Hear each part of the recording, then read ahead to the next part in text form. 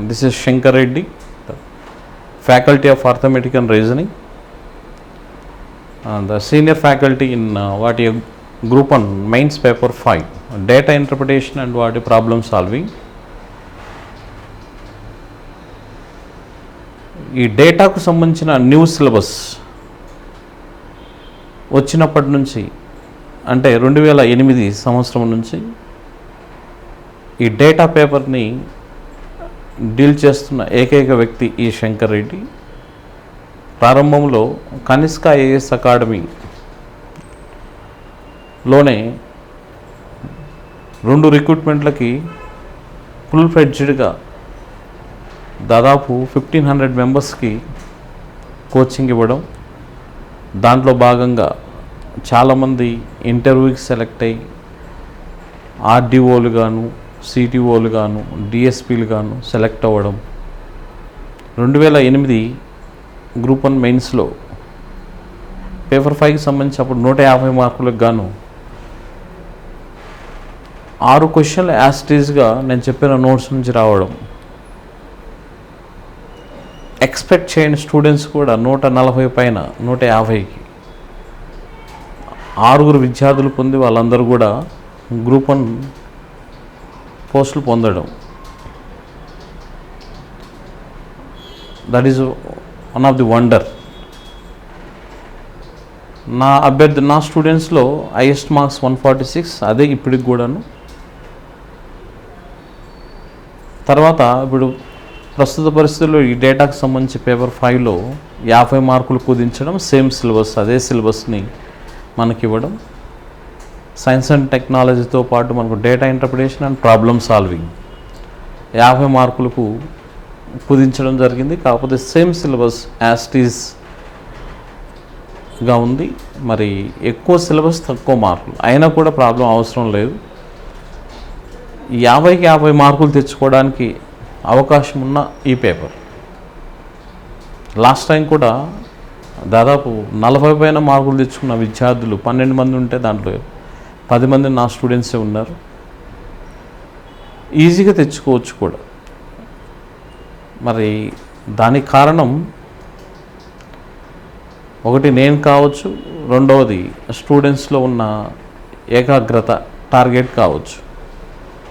ఏది ఏమైనా కూడాను మిగతా పేపర్స్తో పోలిస్తే మ్యాక్సిమం మార్క్స్ తెచ్చుకోవడానికి వీలు ఉండే సెక్షన్ ఇది.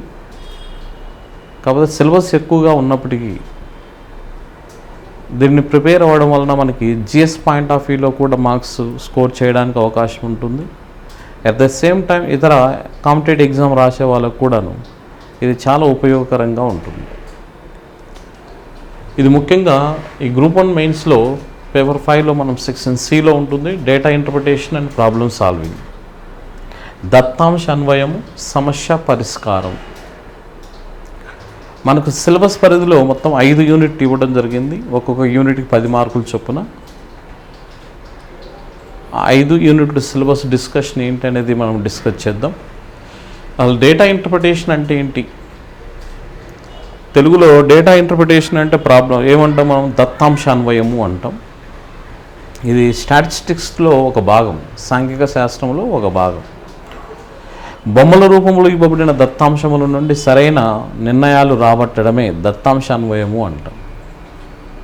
మళ్ళీ బొమ్మల రూపంలో అంటే చిత్రపటాలు, అవి పట్టికల రూపంలో కావచ్చు, పై చిత్రపటాల రూపం అంటే పై చిత్రపటం అంటే వృత్తాకార చిత్రపటం కావచ్చు, బార్ చిత్రపటం కావచ్చు, రేఖా చిత్రపటం కావచ్చు, తర్వాత వెన్ చిత్రపటాలు కావచ్చు. ఈ 5 రకాల చిత్రపటములలో దత్తాంశం కేంద్రీకృతమై ప్రతి చిత్రం క్రింద 5 క్వశ్చన్లు ఇవ్వబడతాయి. ఆ దత్తాంశాన్ని అనుసరించి ఈ 5 క్వశ్చన్స్కి మనం ఏం చేయాలి? కరెక్ట్ ఆన్సర్స్ ప్రొవైడ్ చేయడమే దీని యొక్క ప్రత్యేకత. ఈ డేటా ఇంటర్ప్రిటేషన్ మనకి 10 నుంచి 15, 20 మార్కులు కూడా రావడానికి అవకాశం ఉంది. మినిమం 10. మనకు ఛాయిస్ కూడా ఉంటాయి కాబట్టి ఆ ప్రాబ్లం ఉండదు. 20 మార్కులు కూడా స్కోర్ చేయడానికి అవకాశం ఉంటుంది. ఇది not only for group 1, it is very useful to other competitive exams like bank POs, SSC staff selection commission, RRB. For SIs కూడా సబ్ ఇన్స్పెక్టర్స్కి 15 నుంచి 20 మార్కులు రావడానికి అవకాశం ఉంటుంది. అలానే దీంట్లో ఉన్న ప్రతి పార్ట్ కూడా ఇతర కాంపిటేటివ్ ఎగ్జామ్లో చాలా కీలకమైనది. మరి ఇక్కడ ఈ డేటా ఇంటర్ప్రిటేషన్, దత్తాంశ అన్వయం అంటే మనం చెప్పుకున్నాం ఏంటిది, చిత్రపట రూపంలో లేదా బొమ్మల రూపంలో ఇవ్వబడిన దత్తాంశముల నుండి సరైన నిర్ణయాలు రాబట్టడం. ఇక రెండోది ప్రాబ్లమ్ సాల్వింగ్, సమస్య పరిష్కారం. సో దీంట్లో mental ability, reasoning plus decision making ఇవన్నీ కూడా ఇన్వాల్వ్ అయి ఉంటాయి. వాటిని మనం టాపిక్ వైజ్ డిస్కస్ చేస్తూ పోదాం. దీని తర్వాత తదుపరి ఒక్కొక్క యూనిట్ని ఇన్డెప్త్గా ప్రతి నాన్ మ్యాథ్స్ స్టూడెంట్కి కూడా అర్థమయ్యే విధంగా మంచి స్కోర్ చేయడానికి మనం ఎలా చేయాలి, అసలు డిస్క్రిప్టివ్ పాయింట్ ఆఫ్ వ్యూలో క్వశ్చన్ ఎలా అనలైజ్ చేసి రాయాలి అనేది కూడా మనం డిస్కస్ చేద్దాం. ఈ పేపర్కు సంబంధించి మార్క్స్ కోల్పోవడానికి అవకాశం ఉండేది కేవలం మ్యాథమెటిక్స్ స్టూడెంట్స్కి. ఎందుకంటే వాళ్ళకు మ్యాథ్స్ మాకు వచ్చు అనే ఉద్దేశంతో ఏం చేస్తారు, చేసేస్తారు, ఆన్సర్ వస్తుంది. కాకపోతే ఇక్కడ రైటింగ్, ఇక్కడ కొన్ని స్టెప్స్ ఫాలో అవ్వాల్సి వస్తుంది. మనం డిస్క్రిప్టివ్ పాయింట్ ఆఫ్ వ్యూలో 10కి 10 మార్క్స్ తెచ్చుకోవడానికి మెండుగా ఉండేది ఈ పేపర్ ఒకటి. నువ్వు ఎంత గట్టిగా చదివినా ఎకానమీలో 93, 94 అంటే 150కి రావు, ఏ పేపర్ కూడా రాదు. కానీ ఈ పేపర్లో మనకి 50 మార్కులకి 50 మార్కులు తెచ్చుకోవడానికి అవకాశం ఉంది. దీని ముఖ్యంగా 3 స్టెప్స్ ఉంటాయి. దత్తాంశ స్వీకరణ, రిసీవింగ్ ద డేటా. ఇచ్చిన క్వశ్చన్లో దత్తాంశాన్ని మనం రిసీవ్ చేసుకోవడం. తర్వాత రెండోది బాడీ ఆఫ్ ది క్యాలిక్యులేషన్. మరి ఆ డేటాను రిసీవ్ చేసుకున్న తర్వాత దాని సరైన ఫార్ములా లేదా సూత్రాన్ని ఉపయోగిస్తూ ఆ క్యాలిక్యులేషన్ పార్ట్, సూక్ష్మీకరణ భాగం మొత్తం చూపించే భాగం. ఇక మూడో పార్ట్ ఏంటంటే ఇక్కడ providing right conclusion to the question. ఇచ్చిన క్వశ్చన్కి సరైన ఆన్సర్ని రీరైట్ చేసి చూపించడం. ఈ 3 భాగాలు కనుక మనం పర్ఫెక్ట్గా చేయగలుగుతాయి, ముఖ్యంగా వాల్యుయేషన్ పార్ట్లో రిసీవింగ్ ద డేటా 2 మార్క్స్ ఉంటుంది, body of the calculation 6 marks ఉంటుంది, తర్వాత ప్రొవైడింగ్ రైట్ కంక్లూజన్కి 2 మార్క్స్ ఉంటుంది. ఈ చాలామంది ఏం చేస్తారంటే పైన టాప్ కింద ఇది 2 తీసేసి ఓన్లీ బాడీనే మాత్రమే ప్రజెంట్ చేస్తూ ఉంటారు. తద్వారా ఏమవుతుందంటే 10కి 8, 9 మార్కులు పొందడం జరుగుతుంటుంది. చూడు, 5 క్వశ్చన్లకు 5 మార్కులు పైన ఏమవుతుంది, 45 వస్తాయి మనకి. సరే, అవి ఎందుకు తీసేయాలి, ఎందుకు తగ్గించుకోవాలి, పర్ఫెక్ట్గా మనం చేయగలిగితే యాస్టీజ్కి 50కి 50 మార్కులు తెచ్చుకోవడానికి అవకాశం అనేది ఉంటుంది. మరి ఈ తెలంగాణ గ్రూప్ 1 మెయిన్స్ పేపర్ 5లో third part part C, section C, data interpretation and problem solving విషయానికి వస్తే ఇప్పుడే మనం చెప్పుకున్నాం data interpretation and problem solving. Data అంటే nothing but what, collection of items. Data interpretation, data aspiration ఉంటుంది, డేటా ఇంటర్ప్రిటేషన్ ఉంటుంది. Data interpretation అంటే ఇందాక మనం చెప్పుకున్నాం, బొమ్మల రూపంలో ఇవ్వబడిన దత్తాంశముల నుండి సరైన నిర్ణయాలు రాబట్టడం అని. సరే, సిలబస్ వారీగా మనం 1 by 1 మనం డిస్కస్ చేస్తూ పోతే ఎలా ఉంటుందో చూద్దాం.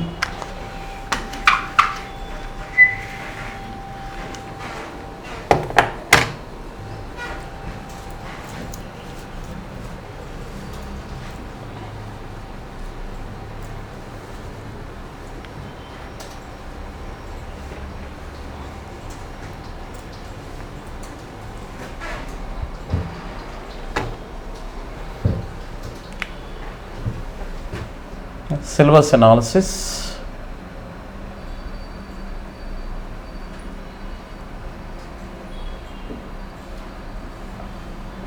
దీనిలో పార్ట్ 1, ఫస్ట్ 1 డేటా అనాలిసిస్.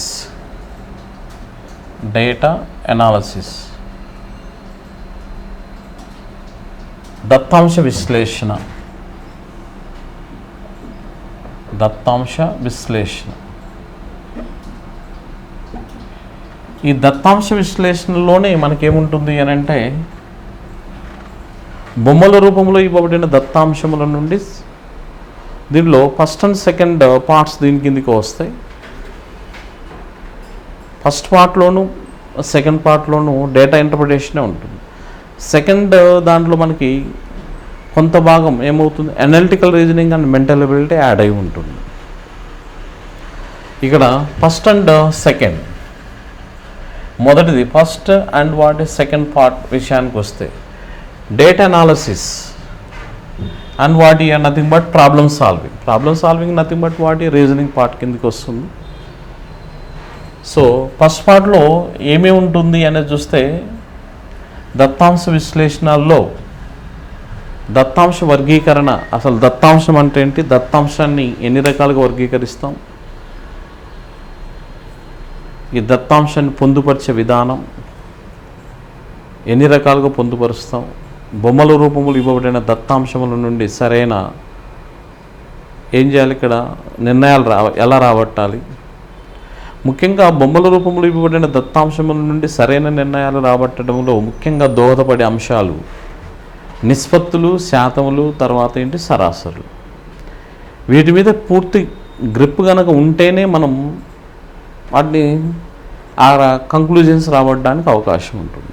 సరే, మనం సిలబస్ ఎంటర్ అయ్యేటప్పుడు వీటంటి మీద బేసిక్స్ మనం ఇన్డెప్త్గా మనం పోతూ టాపిక్ వైజ్ రావడానికి ప్రయత్నం చేద్దాం. అప్పుడు మీకు ఏ డౌట్ రావడానికి అవకాశం ఉండదు.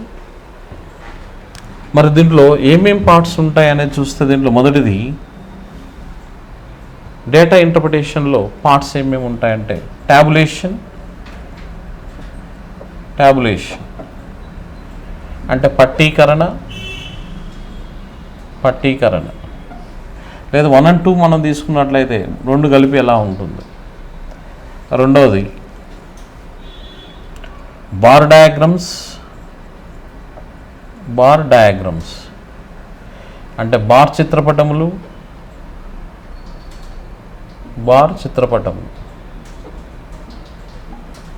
మూడవది లైన్ గ్రాఫ్స్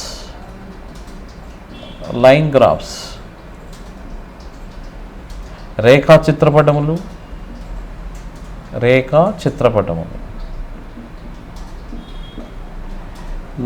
ఫోర్త్ వన్ పై చార్ట్స్ అంటే వీటిని వృత్తాకార చిత్రపటములు అంటాం.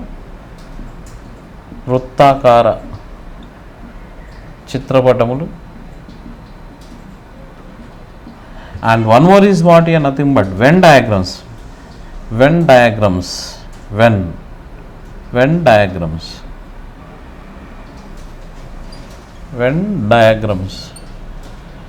చిత్రపటం. ఇవి డేటా ఇంటర్ప్రిటేషన్కి సంబంధించిన ముఖ్యమైన 5 భాగాలు. వీటి నుంచే మనకేమొస్తుంది అని అంటే 15 to 20 మార్క్స్ ఉంటుంది. 15 to 20 మార్క్స్ ఖచ్చితంగా మనకు ఛాయిస్ ఉంటుంది ప్రతిదానికి. డెఫినెట్గా దీని నుంచి మనం ఉపయోగించుకోగలిగితే 20 మార్క్స్ ఈజీగా గ్యాదర్ చేయొచ్చు. ఇక 6వది దీంట్లో రీజనింగ్ పార్ట్ ఎంటర్ అయి ఉంటుంది. Analytical reasoning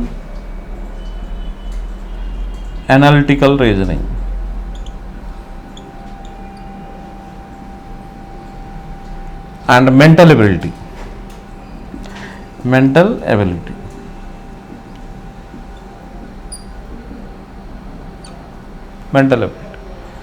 Analytical reasoning means it is nothing but passage రూపంలో ఉంటుంది. పజిల్ టెస్ట్ అని, sitting arrangement, blood relations, something వగైరా. ఇక మెంటల్ ఎబిలిటీ మీన్స్ దీన్ని ఏమంటామంటే రీజనింగ్ పార్ట్లో ఒక భాగం. సంఖ్యలు, వాటి రకాలు, సంఖ్యా శ్రేణులు, అక్షర శ్రేణులు, తర్వాత అనాలజీ, పోలిక పరీక్ష, భిన్నమైన దాన్ని గుర్తించడం, తర్వాత దిశలపై సమస్యలు, డైరెక్షన్ సెన్స్ టెస్ట్, రక్త సంబంధాలు, ర్యాంకింగ్ టెస్ట్, అక్షరమాలపై సమస్యలు, ఇవన్నీ కూడా మనకి ఈ పార్ట్లో వస్తుంటే, అలానే అతి ముఖ్యమైన కంపల్సరీ 2 మార్కులు వచ్చేది క్లాక్, గడియారం, క్యాలెండర్. ఇంకోటి అతి ముఖ్యమైనది ఏంటంటే కోడింగ్, డీకోడింగ్. దీని నుంచి ఖచ్చితంగా 6 నుంచి 8 మార్కులు వస్తుంటాయి. అలానే సిరీస్ రూపంలో కూడా మనకి 4 నుంచి 6 మార్కులు వస్తాయి. అవేంటి అనేది ఇన్డెప్త్కి మనం డిస్కస్ చేయడానికి ప్రయత్నం చేయొచ్చు. ఇప్పుడు దీని నుంచి మనకి ఎన్ని మార్కులు రావచ్చు అనేది మనం ఒకసారి గమనిస్తే, దాదాపుగా 10 నుంచి 12 మార్కులు రావడానికి అవకాశం. 10 నుంచి 12. అంటే దీంట్లో ముఖ్యమైనవి ఏంటి అనేది చూస్తే, ఒకటి సంఖ్యా శ్రేణులు, శ్రేణి. ఈ దీంట్లో కూడా సంఖ్యా శ్రేణులు, అక్షర శ్రేణులు, రిపీటెడ్ సిరీస్ వస్తాయి. అలానే ఎనాలజీలో పోలిక పరీక్షలో number analogy, letter analogy, word analogy. తర్వాత నెక్స్ట్ భిన్నమైనది గుర్తించడం, ఆడ్ మెన్ అవుట్, నెంబర్స్ మీద, లెటర్స్ మీద, వర్డ్స్ మీద. అలానే ప్రాబ్లమ్స్ ఆన్ ఆల్ఫాబెట్ టెస్ట్, అక్షరమాలపై సమస్యలు ఎలా ఉంటాయి. తర్వాత ర్యాంకింగ్ పరీక్షలు. తర్వాత నెక్స్ట్ వచ్చేసరికి ఏమవుతుందంటే కోడింగ్, డీకోడింగ్ అనేది మనకు చాలా చాలా ఇంపార్టెంట్. కంపల్సరీ దీని నుంచి 6 నుంచి 8 మార్కులు అడుగుతూ ఉంటాడు.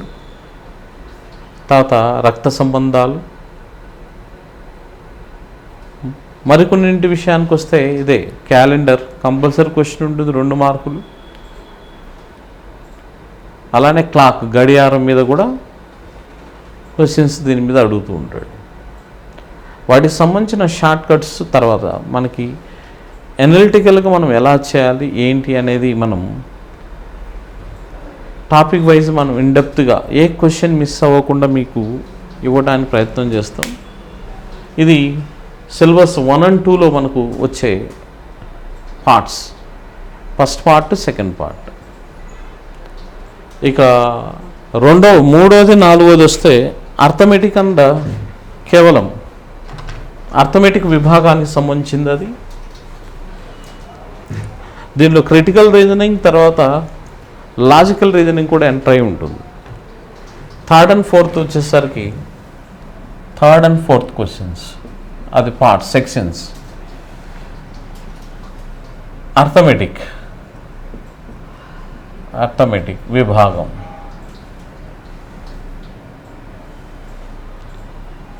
అర్థమెటిక్ తర్వాత దీంట్లో ఏముంటాయి, ప్లస్ వాటి రీజనింగ్.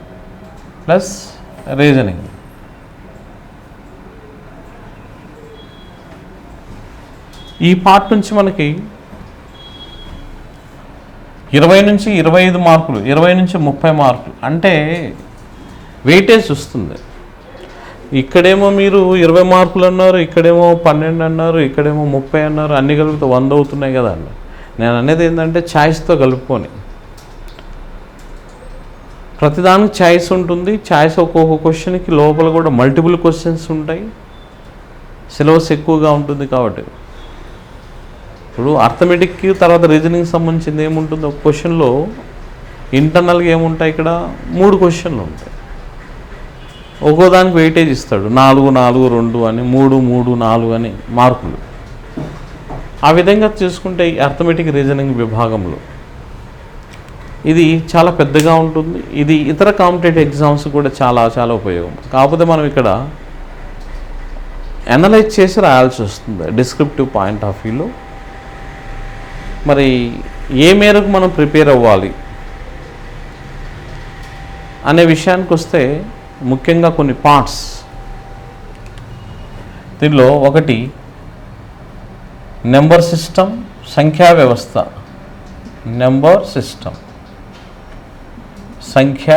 వ్యవస్థ. తర్వాత రెండోది ఎల్సిఎం అండ్ ఎస్సిఎఫ్. కసాగు మరియు గసాబా. తర్వాత మూడోది రేషియో అండ్ ప్రపోర్షన్. ఇది చాలా కీలకం, ratio and proportion. Ratio and వాటి ప్రపోర్షన్.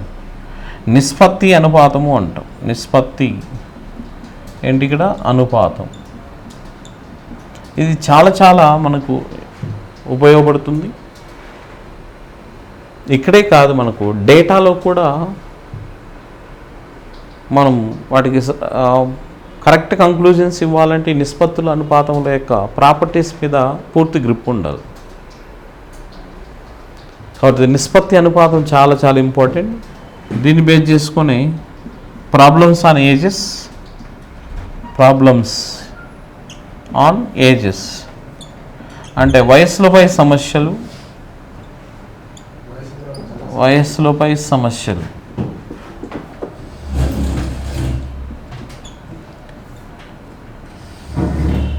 మరో ముఖ్యమైన భాగం కంపల్సరీ క్వశ్చన్ వచ్చేసి పార్ట్నర్షిప్.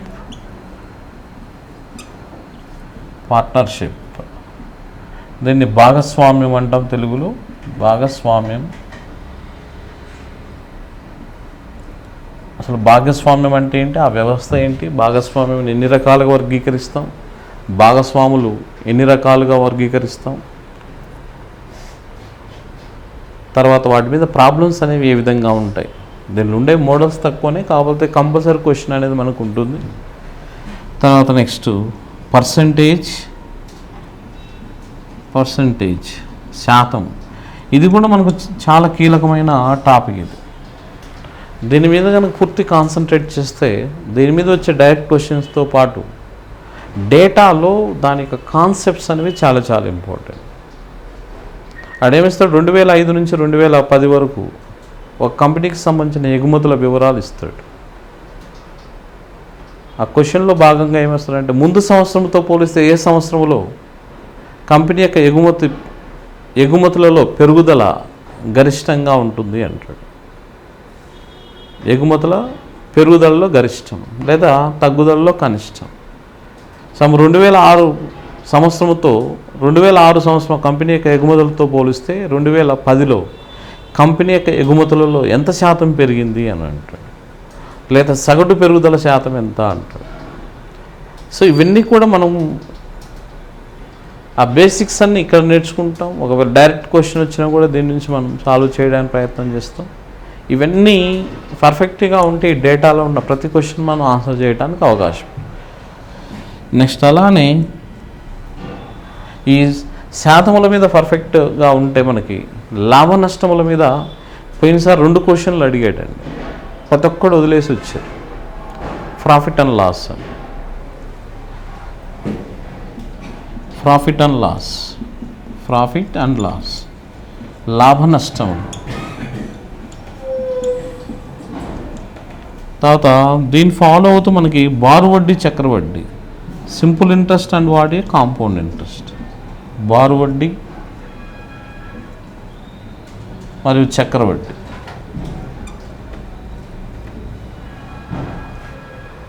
ఇవన్నీ కూడా percentages based problems.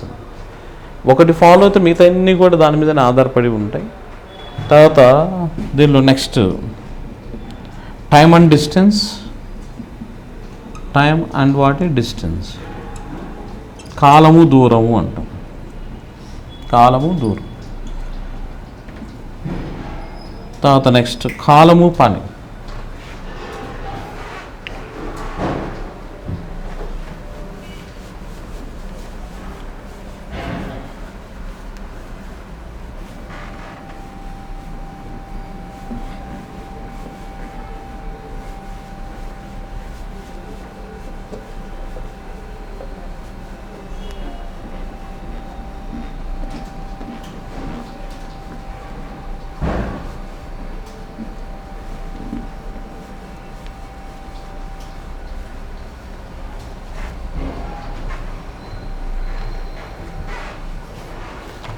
And one more important topic in this, ఈ అర్థమెటిక్ పాయింట్ ఆఫ్ వ్యూ భాగంలో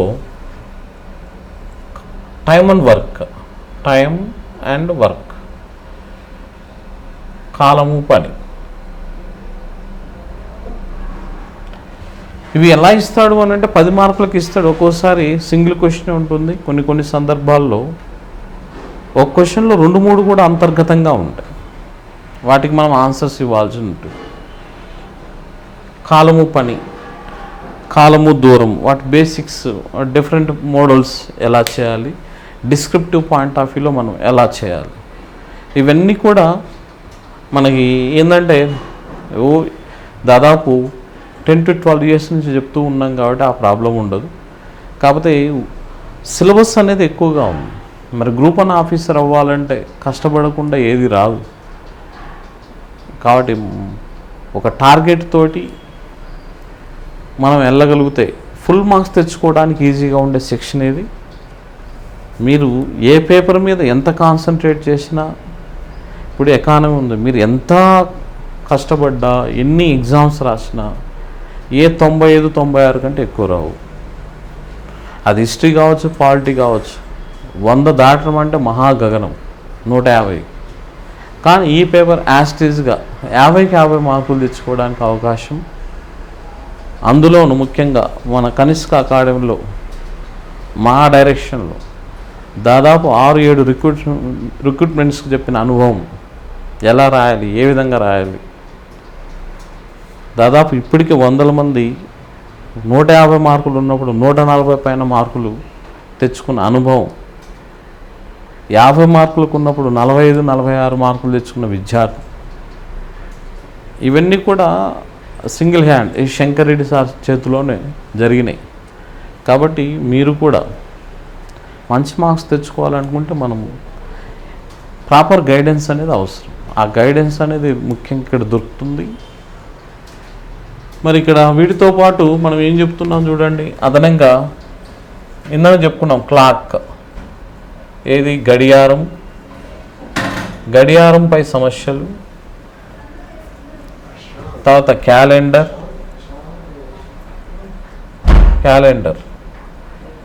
క్యాలెండర్పై సమస్యలు, ఇంకా కొన్ని మనకి అర్థమెటిక్ విభాగంలో కొన్ని టాపిక్స్ మనం అదనంగా కూడా మనము కలిపి చెప్పుకోవడానికి అవకాశం అనేది ఉంటుంది. దీంతోపాటు దీంట్లో అది చెప్పాం అర్థమెటిక్ అండ్ రీజనింగ్ అంటున్నాం. ఈ రీజనింగ్ విభాగానికి సంబంధించి ఏమేమి అడుగుతాడంటే critical reasoning, logical reasoning,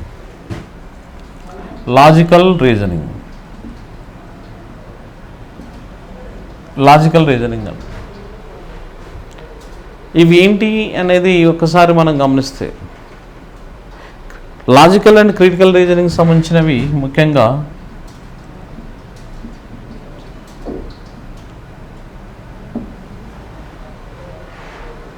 statements and assumptions, statements and arguments, statements and reactions, course of reaction,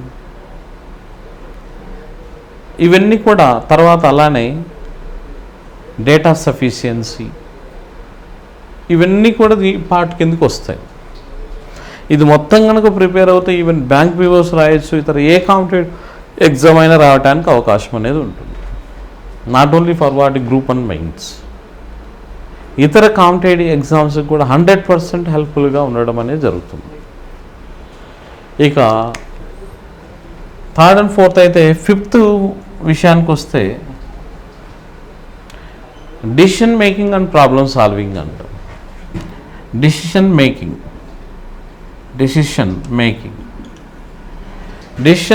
and problem solving.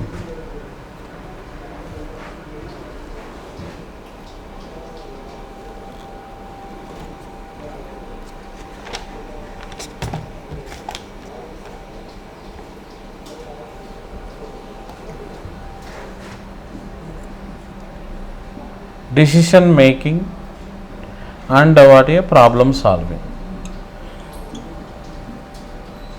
దీని నుంచి 10 మార్క్స్ ఉంటుంది. ఏం లేదు, decision making and problem solving అంటే నథింగ్ బట్ ప్యాసేజ్ అనాలిసిస్. ఈ ప్యాసేజ్ అనాలిసిస్ ఎలా ఉంటుంది అనేది చూస్తే కరెంట్ ఇష్యూస్కి సంబంధించి, తర్వాత సైంటిఫిక్ ఇష్యూస్కి సంబంధించి, అలానే సైన్స్ అండ్ టెక్నాలజీకి సంబంధించిన ఇష్యూస్, బండి నేషనల్ అండ్ ఇంటర్నేషనల్ ఇష్యూస్కి సంబంధించిన, మీరు ఎలాగూ జర్నలిస్టే ప్రిపేర్ అవుతూ ఉంటారు. మీకు చాలా ఈజీగా ఉంటుంది చేయడం కూడా. ఒక ప్యాసేజ్ ఇస్తాడు, ఆ ప్యాసేజ్ కింద ఏమి ఇస్తాడు, ఇక్కడ 4 క్వశ్చన్లు 5 క్వశ్చన్లు ఇస్తాడు. అయితే మనం 10వ తరగతిలో రాసినట్టు అక్కడ ప్యాసేజ్ చదివి గీత కొట్టి కింద రాయడం కాదు, అలా ఉండదు. ప్యాసేజ్లో ఇంటర్నల్ మ్యాటర్ ఉంటుంది, కింద క్వశ్చన్స్ ఉంటాయి. ఇది చేసేటప్పుడు మనం కింద క్వశ్చన్స్ని చదివి ప్యాసేజ్లోకి ఎంటర్ అవుతే దాంట్లో ఉన్న ఇష్యూని తీసుకొని అనలైజ్ చేసి రాయాల్సిన అవసరం అనేది ఉంటుంది. అది మీరు జర్నలిస్ట్ పాయింట్ ఆఫ్ వ్యూలో మీరు బాగా ప్రిపేర్ అయి ఉంటారు కాబట్టి ఆ ప్రాబ్లం ఉండదు కూడా. దాని మీద కూడా ఒక 20-30 ప్యాసేజీలు ఆల్రెడీ రెడీ చేసి ఉన్నాయి, వాటి మీద ప్రాక్టీస్ చేయించడం అనేది జరుగుతుంది. ఇది ప్రతి ఒక్కరు కూడా నీట్గా చేయడానికి అవకాశం ఉంటుంది. ఏదన్నా పోతే 1-2 మార్కులు దీంట్లో పోవడానికి ఇది ఉంటుంది. మిగతా పర్ఫెక్ట్గా మీకు మార్క్స్ తెప్పించడం సాధ్యమని నేను నిరూపించగలను కూడాను. కాబట్టి ఈ పాయింట్ ఆఫ్ వ్యూలో ముఖ్యంగా తెలుగు మీడియం, ఇంగ్లీష్ మీడియంలో ఆల్రెడీ నేను బుక్స్ కూడా రిలీజ్ చేయడం జరిగింది. ఈ డేటాకి సంబంధించింది, ఇతర కాంపిటేటివ్ ఎగ్జామ్స్కి.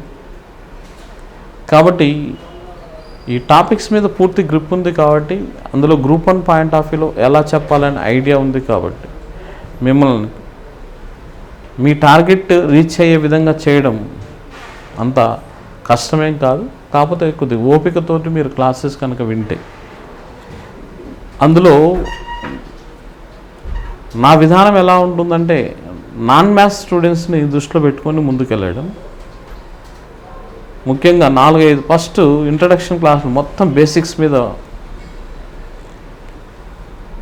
మీకు ఫౌండేషన్ అనేది పర్ఫెక్ట్ ఇవ్వడానికి ప్రయత్నం చేస్తూ, తర్వాత టాపిక్ వైజ్ వెళ్ళడానికి మనం ప్రయత్నం చేస్తాం. నెంబర్ ఆఫ్ మోడల్స్ మీకు ఇస్తూ మీ చేత ప్రాక్టీస్ చేయించడం, మీ టార్గెట్ని మీరు రీచ్ అయ్యే విధంగా కృషి చేయడం, ఇది ప్రధాన ఉద్దేశం. నెక్స్ట్ వీడియోలో మనం 1 by 1 చెప్పుకుంటూ ముందుకు వెళ్ళడానికి ప్రయత్నం చేద్దాం.